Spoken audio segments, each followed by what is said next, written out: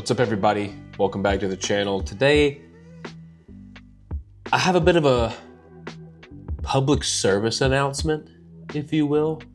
I'm sure you can see by the title of the video what this is going to be about, obviously. But this isn't going to be something that's super long. It's not going to be drawn out. Okay, it's going to be a relatively short video for long-form content purposes. But it's okay that your collection isn't worth $40,000. I feel like a lot of people need to hear that. Too often, we see people flexing their Pokemon collection, not for the cards, but for the total cost. We're flexing collector profiles. And don't get this twisted. I am a huge proponent of the fact that Pokemon is something that I and a lot of other people genuinely do love. My cards could be worth $1 a piece, and I would not care.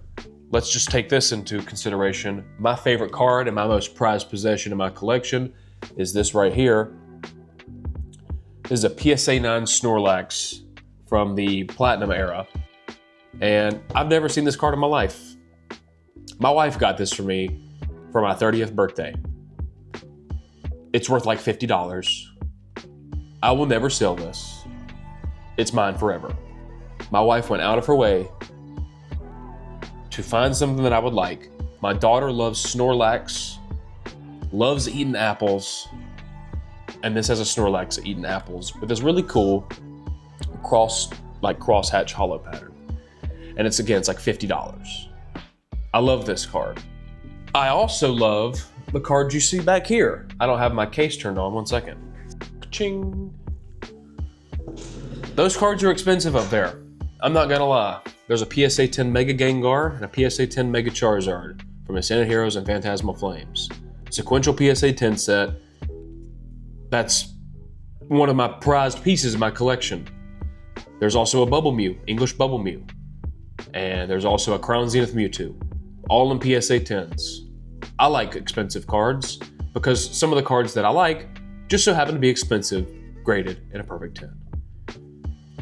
Did I start collecting and just start buying grails and buying slabs? No, I didn't.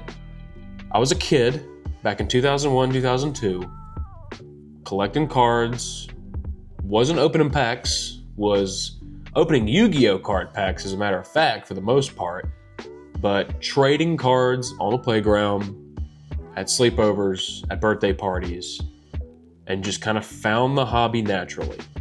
Played the video games my entire life, literally my entire life. Have I played every video game? No. I stopped playing after Black and White, but I continued to play Fire Red Leaf Green, Heart Gold Soul Silver, Diamond and Pearl, Emerald. I think I said Fire Red and Leaf Green already. Still played Heart Gold Soul Silver. I just didn't play any of the new stuff because I was a broke college student. Then I joined the Army and didn't have a lot of time to play it. I got a Nintendo Switch in like 2020 and played an hour of Pokemon Sword on deployment and then sold all of it because I just didn't have the time or space in my bags to pack up and go to other countries to forward deploy to.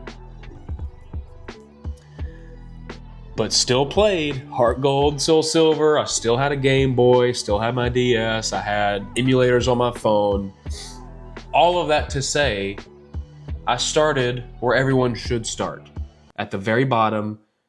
It's still mystical. It's still wonderful. You're seeing all these Pokemon cards for the first time. You're like, wow, wow, wow. And I got back into the hobby in late 2024.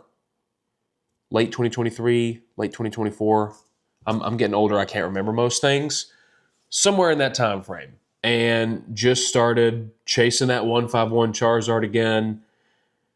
And it just felt like I was back in elementary school chasing after base set Charizard, Expedition Charizard, Crystal Charizard, all these Charizard cards. That's the same category I'm putting 151 Charizard in, by the way.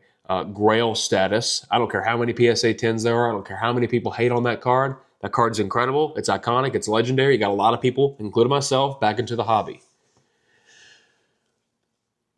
I was also buying dollar cards on Whatnot. I don't recommend you do that. I recommend you just go to like a card show or a card shop or somewhere else that's not Whatnot. Whatnot's predatory. I used to do it.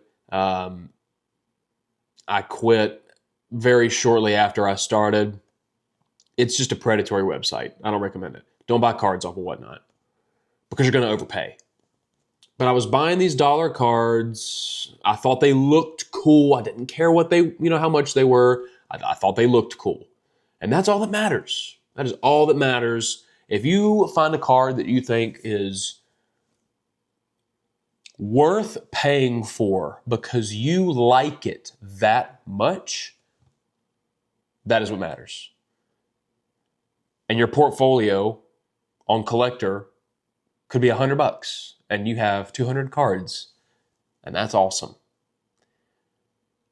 We are in a place right now, and again, I don't think it's bad, that our hobby can be almost like a savings account or an investment account. We're all grown adults for the most part at this point, in our lives. Pokemon has a lot of old heads like me in it. A lot of like Gen Z is coming up and getting into Pokemon because they're looking at it as an investment. There's not a problem with that. But a lot of people, DM me on Instagram and are like, I have all these cards. I don't know what they're worth. It doesn't matter what they're worth. Do you like them? If you like them, you should keep them. Put them in a binder. Put them in sleeves. Put them in a binder and enjoy them. Go through that binder and look at them like they are art pieces, like they are these, they should mean something to you, okay?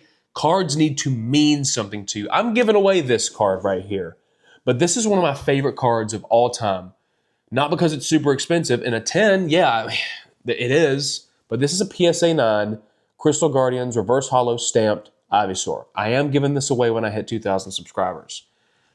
The artwork on this card is awesome. I've talked about this in some other videos before, and I made a whole video about, why cards should be grails and the artwork behind the cards. I love that card.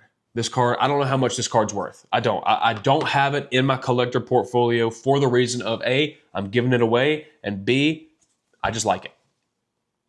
Guard comes with it too, by the way. 2,000 subscribers, that card's going to one of you guys. But here's another thing. I have two. I have a Japanese one and I have an English one. I won't get rid of them because A, they're going to just keep going up in price. And when my kids are older, they're going to be able to have cool cards to either keep for themselves and keep as investments and, keep them because they like them, or they can sell them off, pay for their wedding, down payment on a house, down payment on a car, whatever. I collect graded cards because there's just nothing better to me than putting a cool guard on them and just kind of extending the artwork a little bit. I think that's really cool. And I take pictures on Instagram for content. And if you go follow my Instagram, you'll kind of see what I'm talking about. But I didn't start off buying these crazy grails. I collected and I collected and I collected. And eventually I had a binder full of cards of varying prices that I ended up selling off, essentially sold off my entire collection, to almost my entire collection, minus a few cards.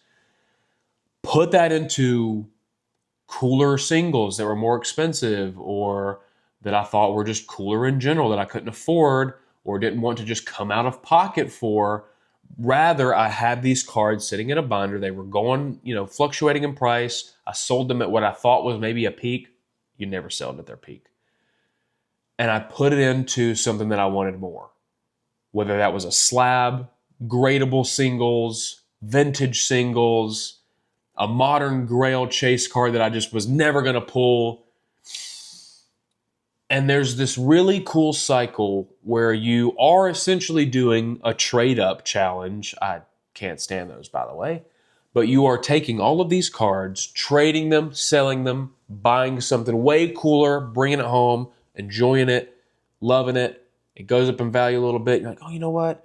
I have this other card I want to chase. I have this other card that I want to PC. Let me just sell off this because I can, I can part with this card because I want this card more. And that's the beautiful thing about Pokemon is we are trading cards into bigger cards. You don't have to buy big $1,000 cards right off the bat. So hopefully you enjoyed this video. Hopefully this takes a little bit of pressure off of you, a little weight lifted off your shoulders. And I hope you have a wonderful day. Take care. God bless. We'll see you next video.